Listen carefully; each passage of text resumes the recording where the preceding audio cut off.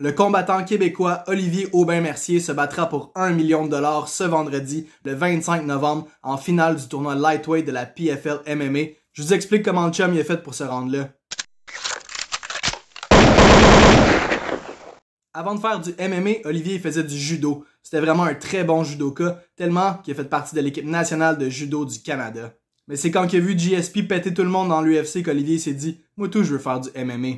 Après être resté invaincu chez les amateurs, Olivier fait le saut chez les professionnels en 2011. 4 victoires plus tard, en autant de combats, Olivier reçoit l'appel de l'UFC.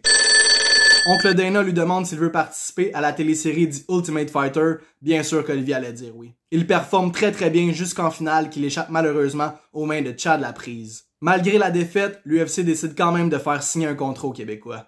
Sa carrière va très bien à l'UFC, mais c'est lors de l'UFC 223 qu'Olivier va vraiment mettre son nom sur la map. Il défait Evan Dunham au premier round par TKO avec coup de genou au corps. Cette victoire lui donne le boni de performance de 50 000 $, son surnom du Canadian Gangster et son entrée dans le top 15 des lightweight. C'est malheureusement par la suite qu'Olivier va frapper un creux de vague avec 3 défaites de suite. Son contrat se termine avec l'UFC et le Québécois décide alors de signer avec la PFL.